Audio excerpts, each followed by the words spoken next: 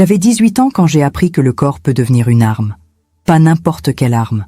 Une arme silencieuse, invisible, capable de désarmer un homme armé sans qu'il s'en rende compte. J'ai passé 62 ans à essayer d'oublier l'odeur de cuir mouillé et de tabac bon marché qui imprégnait l'uniforme de Kurt Reinhardt cette nuit d'octobre où il est entré dans notre baraque avec un trousseau de clés pendu à sa ceinture, trop ivre pour remarquer que je les comptais une par une. 7 clés, 7 portes, 7 chances de survie. Il croyait que ma jeunesse était synonyme de faiblesse, que mon sourire timide signifiait soumission, que mes 18 ans faisaient de moi une proie facile. Il ne savait pas que j'observais chacun de ses gestes avec la précision glaciale de quelqu'un qui comprend qu'une seule erreur signifie la mort. Ma sœur Isoria, 3 ans mon aînée, avait compris bien avant moi que la séduction n'est pas une question de désir, mais de stratégie pure. Cette nuit-là, pendant qu'il riait en posant sa main lourde sur mon épaule avec l'assurance stupide de celui qui se croit tout-puissant, je savais déjà exactement combien de secondes il me faudrait pour détacher ses clés de sa ceinture sans qu'il ne remarque rien. 23 secondes. C'est le temps qu'il faut pour changer le destin de 35 femmes, 35 prisonnières qui ont couru vers la liberté cette nuit-là pendant que 2 soldats allemands dormaient, inconscients, persuadés jusqu'au bout que 2 jeunes sœurs françaises n'étaient que des corps fragiles, incapables de résistance. Ils ne nous ont jamais vus venir. Ils n'ont jamais compris que nous planifions leur chute depuis des semaines, que chaque sourire était calculé, que chaque regard contenait une intention mortelle, que chaque conversation n'était qu'un compte à rebours vers leur propre destruction. Je m'appelle Maëlys Arvancourt. Je suis née en avril 1925 dans un village si petit qu'il n'apparaît sur aucune carte militaire, Belleval-des-Cendres. Niché dans les collines du nord-est de la France, en Lorraine, à exactement 15 km de la frontière belge. Un village de pierres grises et de toits d'ardoise où rien ne se passait jamais, où les saisons se succédaient dans une monotonie rassurante, où chaque famille connaissait l'histoire de toutes les autres depuis 3 générations. Je suis la cadette de 2 sœurs. Isoria, née en 1922, portait en elle une force que je n'ai comprise que bien trop tard, quand il était déjà impossible de revenir en arrière. Elle possédait cette capacité rare de prendre des décisions impossibles sans trembler, de calculer les risques pendant que moi je restais paralysée par la peur, de transformer n'importe quelle situation en opportunité de survie. Nous vivions dans une maison modeste de pierre calcaire avec notre mère veuve, Jeanne Arvancourt, qui gagnait notre pain en cousant pour les familles aisées des villages voisins et en cultivant un potager minuscule mais méticuleux, coincé entre des murs de pierre sèche couverts de mousse. Mon père, Auguste Arvancourt, mécanicien de bicyclette et petit réparateur, est mort en juin 1940, écrasé par un convoi militaire allemand qui traversait le village à pleine vitesse sans s'arrêter, sans ralentir, sans même remarquer qu'il venait de tuer un homme. Personne n'a présenté d'excuses. Personne n'a enregistré sa mort. Il a simplement disparu des registres, comme s'il n'avait jamais existé. C'est ce jour-là que j'ai compris pour la première fois que les vies ordinaires ne comptent pas en temps de guerre, que vous pouvez être effacé du monde sans laisser la moindre trace, que le silence est le langage préféré des occupants parce qu'il efface tout, même la mémoire des morts. Notre village comptait 240 âmes avant que la guerre n'éclate. En septembre 1943, il n'en restait plus que 160. Les autres avaient fui vers le sud, étaient morts de maladie ou de faim, ou avaient été emmenés par les Allemands pour des raisons que personne n'osait questionner. Les rues étroites pavées de pierres irrégulières serpentaient entre des maisons centenaires aux fenêtres minuscules et aux portes de bois épais qui grinçaient à chaque coup de vent.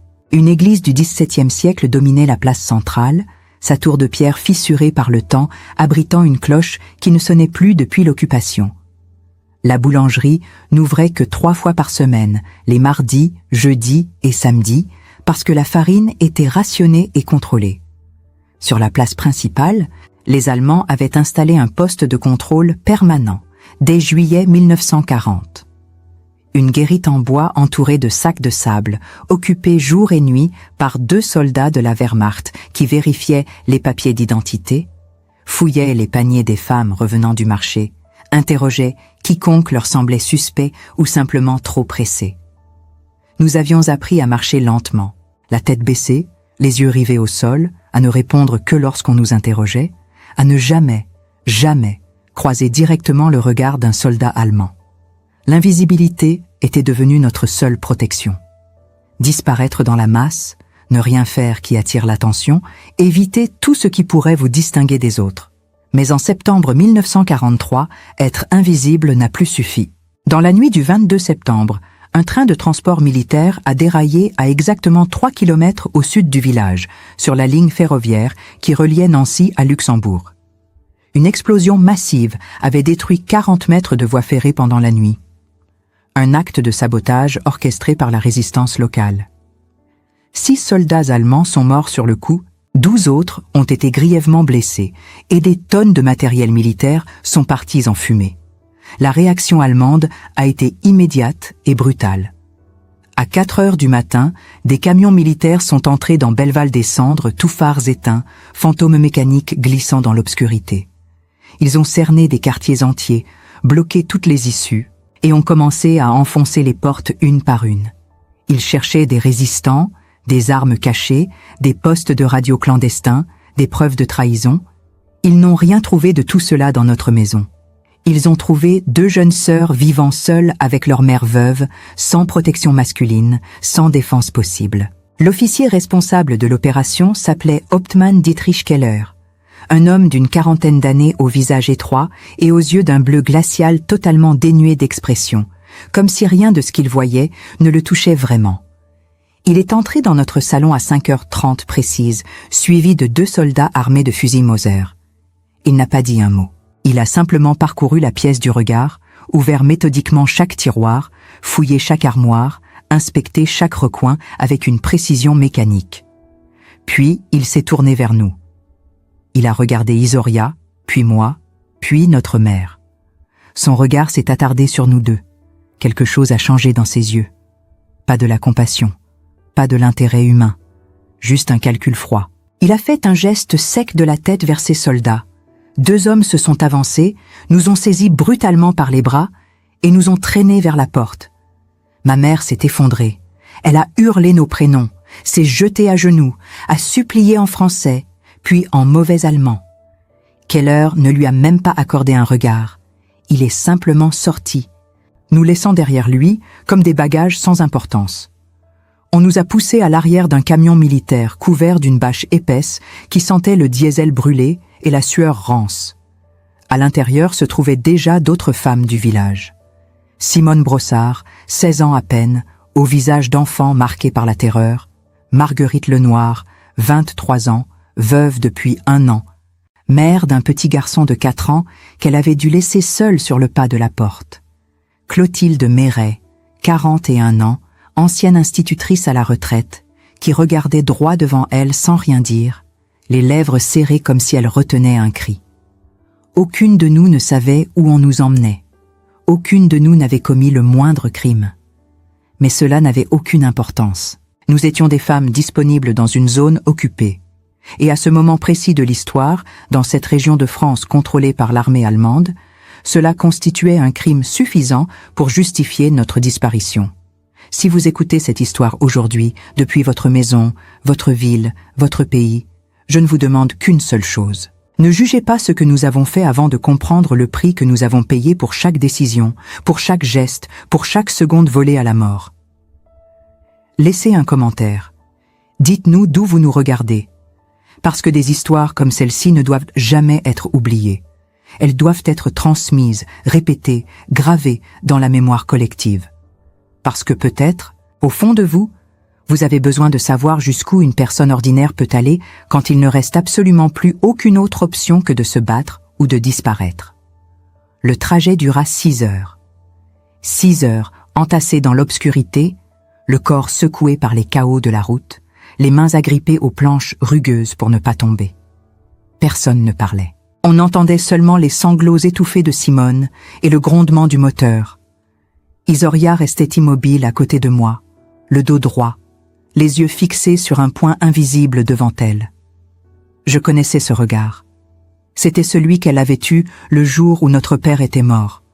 Une fixité dure, glacée, qui signifiait qu'elle refusait de se briser.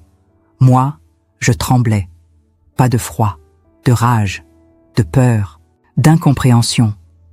Je ne comprenais pas pourquoi nous, pourquoi maintenant, pourquoi cette violence absurde qui nous arrachait à tout sans raison. Mais Issoria, elle, semblait déjà avoir compris quelque chose que je mettrais des semaines à accepter, que la logique n'existait plus, que nous étions entrés dans un monde où seul comptèrent la force, l'opportunité et la survie. Le camion s'arrêta enfin au milieu d'une forêt de pins. On nous fit descendre brutalement, sans explication.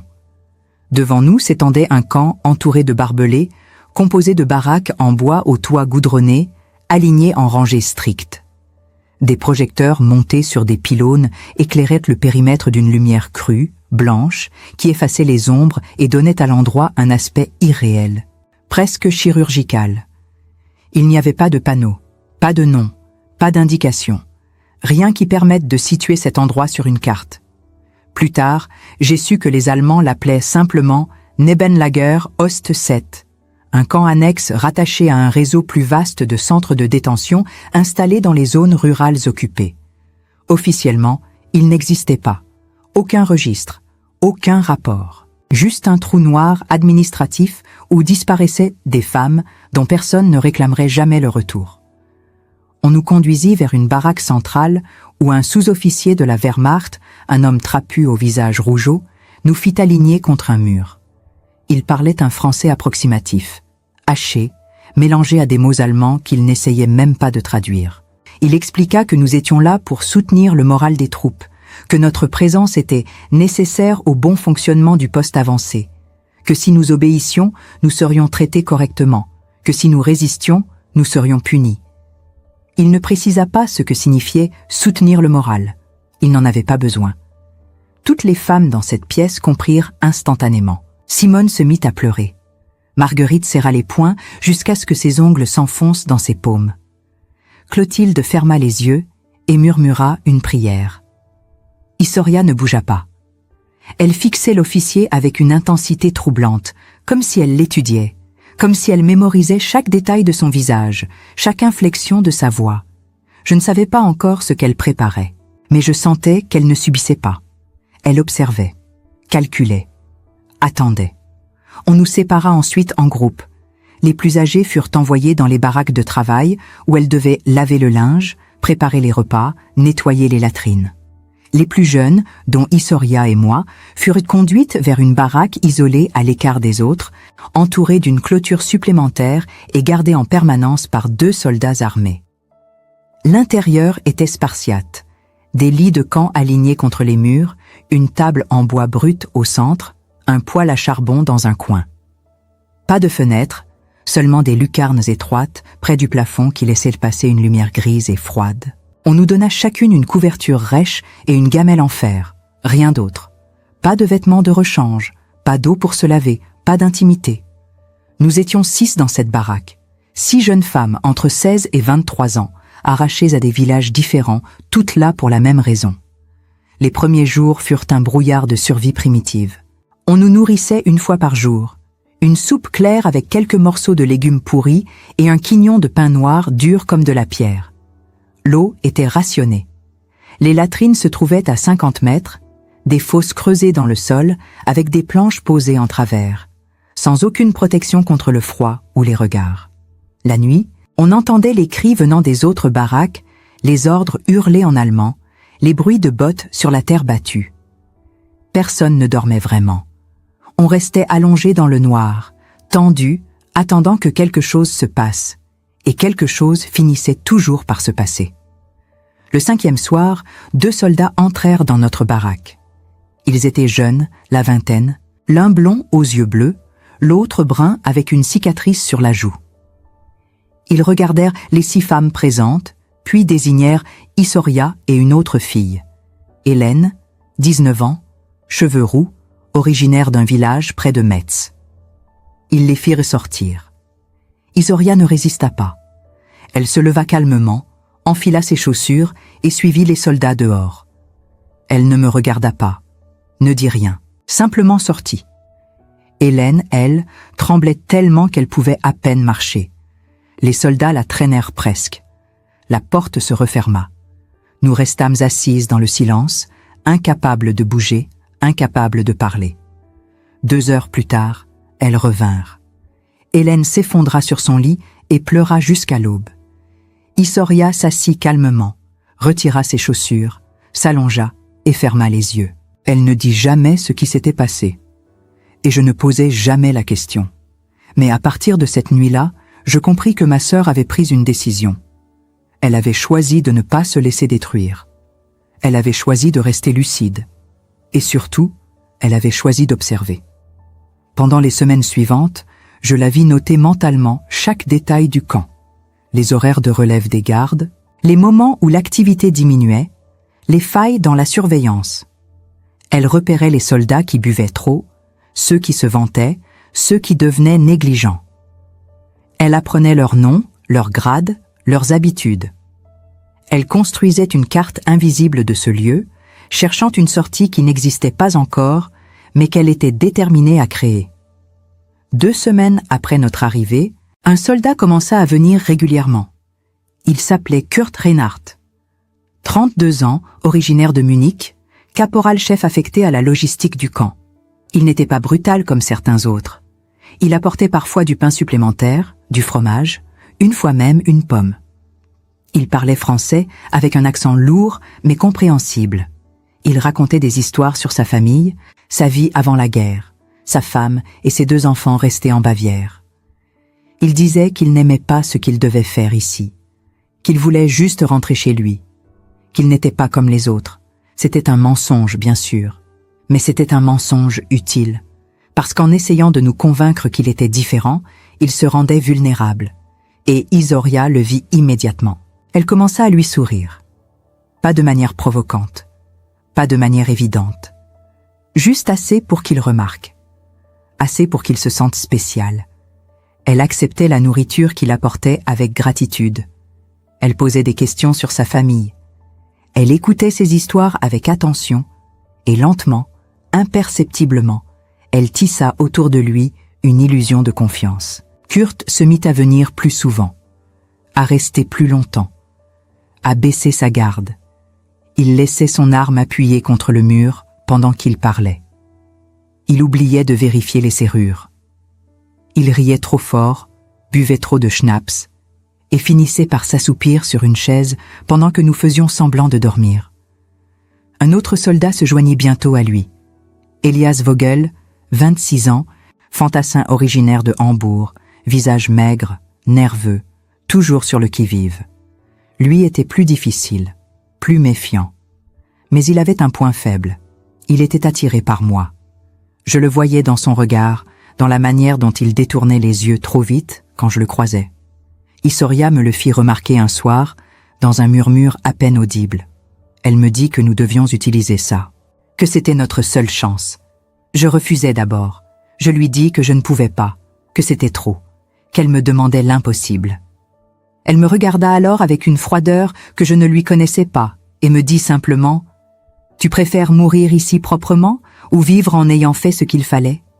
Je compris ce soir-là que Issoria n'était plus vraiment ma sœur, ou plutôt qu'elle était devenue quelque chose de plus grand et de plus terrible qu'une simple sœur. Elle était devenue une survivante absolue, une femme capable de tout sacrifier, même sa propre humanité, pour arracher une victoire au chaos.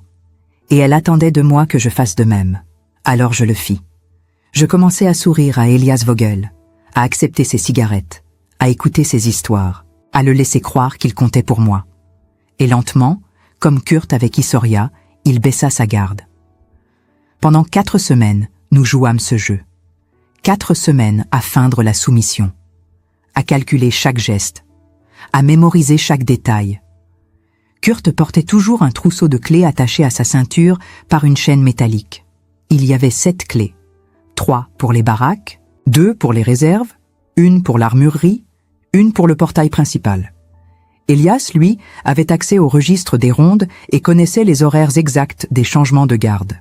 Ensemble, sans le savoir, ils nous donnaient tout ce dont nous avions besoin. Restait à trouver le moment, l'instant précis où le chaos deviendrait possible, où l'ordre se fissurerait suffisamment pour qu'on puisse s'y glisser et disparaître. Cet instant arriva le 27 octobre 1943, à 22h37 exactement. Je me souviens de l'heure parce que Kurt l'avait vérifié sur sa montre de poche juste avant que le générateur ne lâche. Le camp entier plongea dans le noir. Une panne totale. Les projecteurs s'éteignirent d'un coup. Les ampoules des baraques clignotèrent, puis moururent, et pendant quelques secondes, il y eut un silence absolu, comme si le monde entier retenait son souffle. Puis, les cris commencèrent, les ordres hurlés en allemand, le bruit des bottes courant dans tous les sens, les soldats paniqués cherchant la source de la panne, vérifiant si c'était un sabotage, une attaque, une évasion. Le chaos. Exactement ce que nous attendions. Kurt et Elias étaient dans notre baraque ce soir-là. Ils avaient apporté une bouteille de schnapps et du pain blanc volé dans les réserves des officiers. Ils étaient détendus, presque joyeux. Kurt racontait une histoire sur son fils, qui avait appris à faire du vélo. Elias fumait en regardant le plafond, les jambes étendues sous la table. Il ne s'attendait à rien. Quand les lumières s'éteignirent, Kurt se leva immédiatement, cherchant sa lampe torche. Issoria se leva aussi. Elle se plaça juste derrière lui dans l'obscurité. J'entendis un froissement de tissu, un cliquetis métallique, puis la voix de Kurt qui disait quelque chose en allemand, confus, cherchant ses clés. Il ne les retrouva jamais, parce que Issoria les avait déjà prises. En 3 secondes, dans le noir complet, elle avait détaché la chaîne, glissé le trousseau dans sa poche et reculé silencieusement. Kurt sortit en courant, appelant Elias. Elias le suivit. La porte claqua. Nous étions seuls. Issoria alluma une allumette. La flamme éclaira son visage. Ses yeux brillaient d'une intensité terrifiante. Elle regarda les autres femmes dans la baraque. Simone, Hélène, Marguerite, Clotilde, moi. Elle dit simplement « On a 7 minutes, peut-être moins, vous venez ou vous restez. Mais si vous venez, vous obéissez. Pas de questions, pas de panique. Vous faites exactement ce que je dis. » Personne ne répondit. Mais toutes se levèrent. Nous sortîmes dans la nuit. L'obscurité était totale. Seules quelques lampes torches trouèrent le noir au loin, du côté des bâtiments administratifs où les soldats s'agitaient. Nous longeâmes le mur de la baraque, courbée, silencieuse. Issoria avançait en tête, guidée par une mémoire parfaite des lieux. Elle connaissait chaque mètre de ce camp, chaque obstacle, chaque angle mort. Nous atteignîmes la baraque voisine. Issoria inséra une clé dans la serrure. Tourna. La porte s'ouvrit. À l'intérieur, 8 femmes nous regardèrent avec des yeux énormes, incrédules. Issoria murmura. « Sortez, maintenant. » Silence absolu. Elles sortirent. Nous fîmes de même avec la baraque suivante, puis la suivante. À chaque fois, Issoria ouvrait, murmurait l'ordre, et les femmes sortaient. Certaines hésitaient, certaines avaient peur, mais la plupart comprenaient instantanément qu'elles n'auraient jamais d'autre chance. En moins de 5 minutes, nous avions libéré 35 femmes. 35 silhouettes fantomatiques alignées dans le noir, tremblantes, attendant l'ordre de courir. Issoria les regarda toutes. Elle dit « La clôture est à 100 mètres au nord. Il y a un endroit où les fils sont moins tendus. Vous passez là. Vous courez vers la forêt. Vous ne vous arrêtez pas. Vous ne vous retournez pas. Vous disparaissez. » Elle tendit le bras vers l'obscurité. « Partez, maintenant. » Elles partirent. Comme une vague silencieuse, elles disparurent dans la nuit. Certaines couraient, d'autres marchaient vite, d'autres rampaient, mais toutes allèrent dans la même direction, vers la liberté, vers l'incertain, vers tout sauf cet enfer. Issoria les regarda partir sans bouger. Je restai à côté d'elle. Je lui demandai pourquoi elle ne courait pas aussi. Elle me regarda et dit simplement « Parce qu'il faut quelqu'un pour fermer les portes. Pour faire croire qu'elles sont toujours là, pour gagner du temps. » Elle me poussa vers les autres. « Toi, tu pars. » Je refusai. Elle insista. Je refusai encore. Alors elle me gifla, fort, et dit « Je ne te demande pas, Maëlys. Je t'ordonne, pars. » Mais je ne partis pas.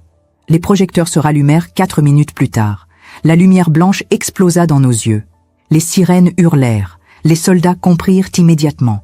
Ils se précipitèrent vers les baraques, trouvèrent les portes ouvertes, les lits vides. 35 femmes disparues. Le camp explosa en chaos total. On entendit des ordres hurler, des chiens aboyants, des moteurs de camions démarrant. Isoria et moi courûmes vers la clôture. Mais nous étions trop lentes, trop tard. 3 soldats nous rattrapèrent avant que nous atteignions les barbelés. Ils nous jetèrent au sol, nous frappèrent. Nous traînèrent jusqu'au centre du camp où l'officier commandant, le Hauptmann Keller, nous attendait, le visage blanc de rage. Il ne posa aucune question, il savait déjà. Kurt et Elias furent traînés devant lui, menottes au poignet. Kurt cherchait encore ses clés. Son visage était défait, gris, terrorisé. Il comprenait enfin ce qui s'était passé. Que pendant des semaines, nous l'avions manipulé.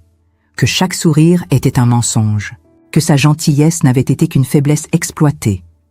Keller le regarda avec un mépris glacé. Il dit quelque chose en allemand. Kurt baissa la tête. Elias, lui, me fixa. Ses yeux étaient remplis d'une haine si pure qu'elle me glaça. Il cracha par terre. Puis ils furent emmenés. Je ne les ai jamais revus. Mais j'ai su plus tard qu'ils avaient été exécutés le lendemain matin, fusillés pour négligence grave ayant causé la perte de prisonnières, 2 vies échangées contre 35. C'était le calcul de Isoria depuis le début. Nous, on ne nous exécuta pas. On nous enferma dans une cellule de punition. 2 mètres sur 2, sans fenêtre, sans lumière, sans eau. On nous laissa là pendant 8 jours. 8 jours dans le noir absolu, nourris une fois par jour avec une louche de soupe froide et un morceau de pain moisi. Isoria ne parla presque pas pendant ces 8 jours. Elle restait assise contre le mur, les yeux ouverts dans l'obscurité, respirant lentement. Moi, je perdis la notion du temps. Je ne savais plus si c'était le jour ou la nuit, si des heures ou des minutes s'écoulaient. Je dérivais entre sommeil et éveil, entre conscience et hallucination. Mais Isoria, elle, restait ancrée, lucide, indestructible. Le 9e jour, on nous sortit. Le camp avait changé. Plus de projecteurs la nuit, plus de gardes négligents, plus de liberté de mouvement.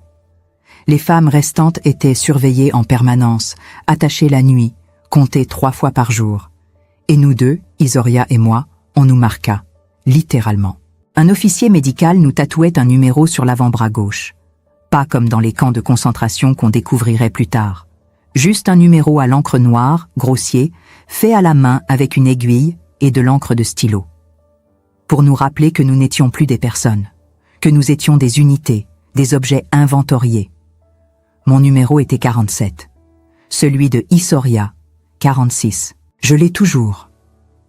Même aujourd'hui, 80 ans plus tard, je vois encore les chiffres déformés sur ma peau ridée. 3 semaines après l'évasion, des nouvelles arrivèrent. 22 des 35 femmes avaient été retrouvées. Certaines mortes de froid dans la forêt. D'autres capturées par des patrouilles, ramenées au camp, exécutées publiquement devant les autres prisonnières. On nous força à regarder. C'était notre punition. Voir le prix de notre révolte. Mais 13 femmes avaient disparu. Vraiment disparu. Aucune trace. Aucune capture. Elles s'étaient évaporées dans la nuit et n'étaient jamais revenues. 13 vies sauvées. Pour Isoria, c'était une victoire. Pour moi, c'était un cauchemar comptable. 22 mortes contre 13 sauvées. Quel était le bilan? Avions-nous bien fait? Je ne sais toujours pas. Nous restâmes dans ce camp jusqu'en janvier 1944. 3 mois de survie mécanique, vide, automatique. Nous n'étions plus vraiment vivantes. Juste des corps qui fonctionnaient, qui mangeaient quand on leur donnait à manger, qui dormaient quand c'était permis, qui obéissaient pour éviter les coups. Isoria devint silencieuse. Elle ne parlait presque plus. Même à moi. Ses yeux avaient perdu cette intensité brûlante qui l'habitait avant. Elle regardait dans le vide pendant des heures, assise sur son lit, les mains posées à plat sur ses genoux. Parfois, je lui demandais si elle regrettait. Elle ne répondait jamais. Je crois qu'elle ne savait pas elle-même. En janvier, l'offensive soviétique à l'Est poussa l'armée allemande à réorganiser ses ressources. Le camp fut démantelé. Les femmes restantes furent dispersées, certaines envoyées dans des usines d'armement, d'autres dans des camps plus grands. Issoria et moi fûmes transférés à Ravensbrück, le camp de concentration pour femmes au nord de Berlin. Là-bas, nous n'étions plus des prisonnières politiques ni des otages civils. Nous étions juste des numéros dans une machine de mort industrielle. Nous travaillions 12 heures par jour dans une usine textile, cousant des uniformes pour la Wehrmacht. Nous dormions sur des planches superposées à 3 niveaux, serrées comme du bétail. Nous mangions une soupe claire et un bout de pain. Nous mourions lentement. Mais nous ne mourions pas assez vite. Issoria tint bon jusqu'en avril. Puis elle tomba malade, une infection pulmonaire. Elle toussait du sang. Elle brûlait de fièvre. Je la suppliais d'aller à l'infirmerie. Elle refusa. Elle savait ce qui arrivait aux malades à Ravensbrück. Ils n'en revenaient jamais. Alors elle resta couchée sur sa planche, tremblante, suffocant, tandis que je volais des bouts de pain pour elle, que je lui donnais ma soupe, que je la couvrais avec ma propre couverture. Elle survécut. Mais quelque chose en elle mourut pendant ces semaines. Quelque chose que je ne pus jamais lui rendre. Le camp fut libéré par l'armée rouge le 30 avril 1945. Les soldats soviétiques entrèrent et trouvèrent des squelettes vivants. Nous pesions moins de 40 kilos. Nous ne pouvions plus marcher seuls. Nous ne parlions plus. Issoria et moi fûmes transportés dans un hôpital de campagne à Berlin. On nous donna du pain, de la soupe, des médicaments. On nous lava. On nous habilla. On essaya de nous rendre humaines à nouveau. Mais c'était trop tard. Nous étions déjà mortes à l'intérieur. Nous rentrâmes en France en juillet 1945. Notre mère était morte pendant l'hiver 1944. La maison avait été pillée. Le village était vide. Personne ne nous reconnut. Personne ne nous demanda où nous étions. Personne ne voulait savoir. La guerre était finie. Les gens voulaient oublier, reconstruire, tourner la page. Nous n'avions pas de place dans ce nouveau monde. Nous étions les fantômes d'un temps qu'on voulait effacer. Issoria vécut encore 18 ans. Elle se maria, eut 2 enfants, travailla comme couturière dans une petite ville près de Lyon. Elle ne parla jamais de la guerre, jamais du camp, jamais de ce que nous avions fait. Elle souriait quand il fallait. Elle élevait ses enfants. Elle préparait les repas. Elle vivait. Mais elle n'était pas là. Pas vraiment. Elle était restée dans cette baraque sombre en octobre 1943, tenant un trousseau de clés volées, regardant 35 femmes disparaître dans la nuit. Elle mourut en 1963 d'un cancer du poumon. Elle avait 41 ans. À son enterrement, ses enfants pleurèrent. Son mari pleura. Moi, je restais debout devant sa tombe, sèche, vide, et je me demandais si elle avait enfin trouvé la paix. Moi, je vécus plus longtemps. Je ne me mariai jamais. Je n'eus pas d'enfants. Je travaillais comme bibliothécaire dans une ville que personne ne connaît, Rochebrune-sur-Lys, un endroit tranquille où les gens me laissaient tranquille. Je lisais, je classais des livres, je répondais poliment aux questions. Et chaque nuit, je refaisais le même rêve. Je suis dans le noir. J'entends les sirènes. Je cours vers la clôture. Et je ne parviens jamais à l'atteindre. Pendant 62 ans, je gardais le silence. Puis, en 2005, un historien frappa à ma porte. Il faisait des recherches sur les camps annexes de la Wehrmacht en zone occupée. Il avait trouvé mon nom dans des archives allemandes récemment ouvertes. Il voulait savoir si j'acceptais de témoigner. Je refusais d'abord. Puis, je réfléchis. Je pensais à Issoria, à ce qu'elle avait sacrifié, à ces 13 femmes qui avaient survécu grâce à elle, à Kurt et Elias qui étaient morts parce que nous les avions manipulés, à toutes ces vies entremêlées, brisées, sauvées, perdues. Et je compris que le silence était une autre forme de mort. Alors j'acceptais. L'entrevue dura 3 jours. Je racontais tout, les détails, les noms, les dates, les visages, le poids des clés, l'odeur du schnapps, le bruit des sirènes, la texture de la nuit. L'historien enregistra tout. Il me remercia. Il dit que mon témoignage était important, qu'il serait archivé, qu'il servirait à l'histoire. Je hochai la tête, mais je savais que l'histoire n'avait que faire de nous, que nous n'étions que des notes en bas de page dans un récit beaucoup plus vaste, que personne ne se souviendrait vraiment de Issoria et Maëlys Arvancourt, 2 sœurs ordinaires qui avaient fait quelque chose d'extraordinaire dans un monde extraordinairement cruel. Je suis morte en 2012. J'avais 87 ans. Mon cœur s'est arrêté pendant mon sommeil, dans ma petite maison de Rochebrune-sur-Lys, un matin de novembre. On m'a trouvé le lendemain, couché paisiblement dans mon lit, les mains croisées sur la poitrine. Les voisins ont dit que c'était une belle mort. Douce, sans souffrance. Ils ne savaient pas que j'avais passé 87 ans à souffrir, que chaque jour était une bataille contre les souvenirs, que chaque nuit était un retour dans ce camp, que je n'avais jamais vraiment quitté cette baraque sombre où Issoria m'avait giflé et ordonné de partir. Mais avant de mourir, j'ai fait quelque chose.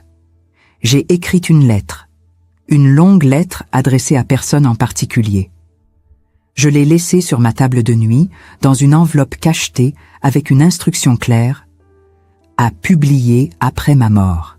Dans cette lettre, j'ai raconté ce que nous avions fait, pas pour les historiens, pas pour les archives, mais pour les femmes, pour toutes celles qui, un jour, se retrouveront dans une situation impossible, où elles devront choisir entre la dignité et la survie, entre la morale et la vie, entre ce qu'elles croient être juste et ce qu'elles doivent faire pour continuer à exister. J'ai écrit que Issoria avait raison, que la survie n'a pas de morale, que quand on vous retire tout, votre corps devient la seule arme qui vous reste, que l'utiliser n'est pas une honte, que c'est une stratégie, une résistance, une forme de guerre menée avec les moyens du désespoir.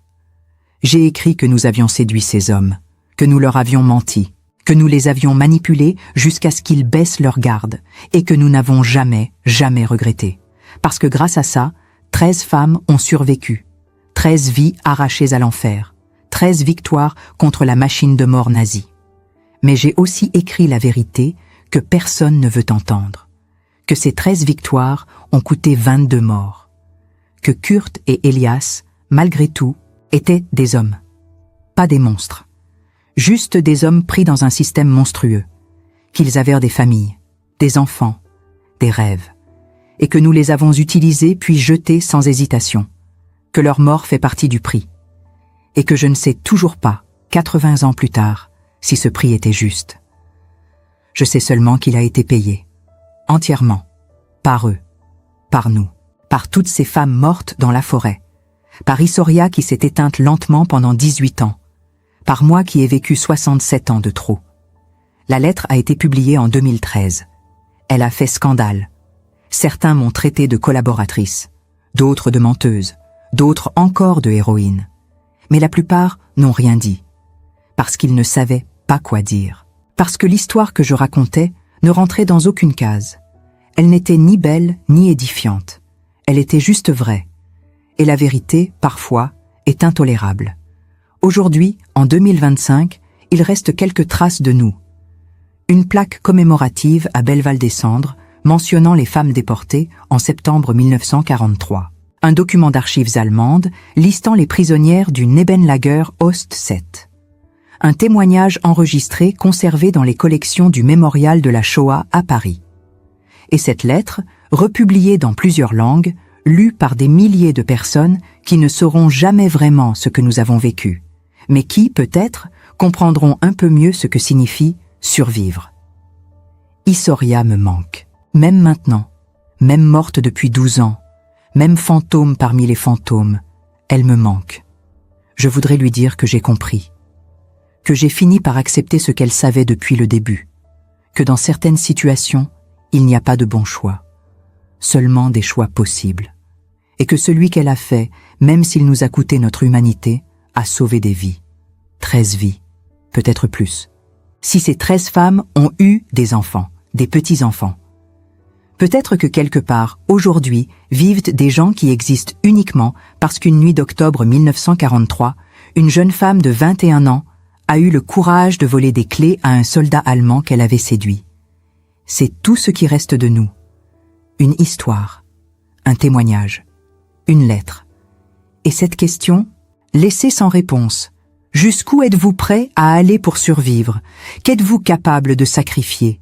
Votre dignité, votre morale, votre humanité? Et si vous deviez choisir entre sauver des vies et rester pur, que choisiriez-vous? Isoria a choisi de sauver des vies. Elle a payé le prix. Moi aussi. Nous l'avons toutes payé. Mais ces 13 femmes qui ont couru dans la nuit, qui ont franchi les barbelés, qui ont disparu dans la forêt et ne sont jamais revenues, elles ont vécu. Elles ont eu une chance, une seule. Et c'est Isoria qui la leur a donnée. Avec un trousseau de clés volées, un sourire faux, et un courage que personne ne devrait jamais avoir à posséder. C'est notre histoire, l'histoire de 2 sœurs prises dans l'enfer de la guerre, qui n'étaient ni saintes ni héroïnes, juste 2 jeunes femmes ordinaires qui ont fait ce qu'il fallait, qui ont survécu, et qui, des décennies plus tard, se demandent encore si elles ont eu raison. Je ne sais pas si vous comprenez.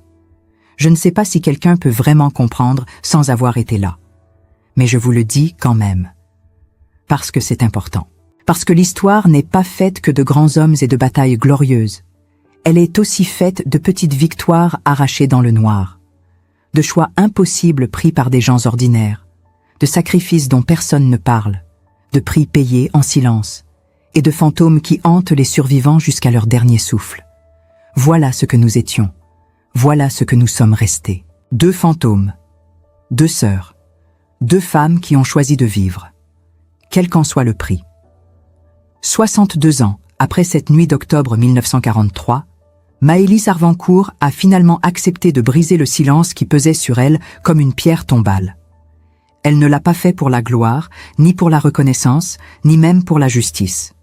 Elle l'a fait parce que certaines vérités, aussi douloureuses soient-elles, méritent d'être entendues, parce que derrière chaque grande guerre se cachent des milliers de petites batailles invisibles, menées par des gens ordinaires qui ont dû faire des choix extraordinaires pour simplement continuer à respirer. L'histoire de Maëlys et Isoria n'est pas une histoire de héroïne. C'est une histoire de survie brute, de sacrifices impossibles, de lignes morales franchies dans l'obscurité quand il ne reste plus aucune autre option. C'est l'histoire de 2 sœurs qui ont utilisé la seule arme qui leur restait dans un monde qui leur avait tout pris. Aujourd'hui, alors que vous écoutez ces mots, prenez un instant pour réfléchir. Jusqu'où iriez-vous pour sauver une vie? Qu'accepteriez-vous de sacrifier de vous-même si c'était la seule manière de protéger quelqu'un que vous aimez? Maëlys a vécu 87 ans en portant le poids de cette question sans jamais trouver de réponse définitive. Isoria est morte sans avoir jamais pardonné ce qu'elle avait dû devenir pour que 13 femmes puissent courir vers la liberté. Leur histoire nous rappelle que l'histoire n'est pas écrite uniquement par les généraux et les dirigeants, mais aussi par des jeunes filles de 18 et 21 ans qui ont transformé leur vulnérabilité en force, leur désespoir en stratégie et leur humanité en courage pur. Ce documentaire existe grâce à des témoignages comme celui de Maëlys, des voix qui refusent de laisser l'oubli effacer ce qui s'est réellement passé dans les zones d'ombre de la guerre. Si cette histoire vous a touché, si elle vous a fait réfléchir, si elle a éveillé en vous quelque chose que vous ne saviez pas chercher, alors aidez-nous à faire en sorte qu'elle ne soit jamais oubliée. Abonnez-vous à cette chaîne pour découvrir d'autres récits de survie, de résistance et de courage ordinaire face à l'horreur. Activez les notifications pour ne manquer aucun témoignage. Partagez cette vidéo avec ceux qui comprennent que l'histoire véritable se trouve dans les détails que personne n'ose raconter. Mais surtout, laissez un commentaire. Dites-nous d'où vous regardez cette histoire aujourd'hui. Dites-nous ce qu'elle a éveillé en vous. Racontez-nous si vous connaissez, vous aussi, des récits de guerre oubliés dans votre propre famille, des grands-parents qui n'ont jamais parlé, des lettres retrouvées dans des greniers, des silences qui pèsent encore sur des générations entières. Parce que chaque commentaire, chaque partage, chaque like est une manière de dire que ces vies comptaient, que ces sacrifices n'étaient pas vains. Que Maëlys et Isoria Arvancourt, 2 sœurs d'un petit village français dont personne ne connaissait le nom, mérite d'être rappelé à la mémoire collective. Avant de partir, posez-vous cette dernière question. Et si c'était vous? Si demain, le monde s'effondrait autour de vous, si tout ce qui vous définit vous était arraché, si vous vous retrouviez face à un choix impossible entre votre dignité et votre survie, que choisiriez-vous? Maëlys a vécu toute sa vie avec cette question. Peut-être que vous n'aurez jamais à y répondre. Mais peut-être que comprendre ce qu'elle a vécu, honorer ce qu'elle a sacrifié et transmettre son histoire est déjà une forme de réponse. Merci d'avoir écouté jusqu'au bout. Merci de vous souvenir. Et surtout, merci de faire en sorte que des histoires comme celle-ci continuent d'exister, quelque part entre le passé qui refuse de mourir et le futur qui a besoin de savoir.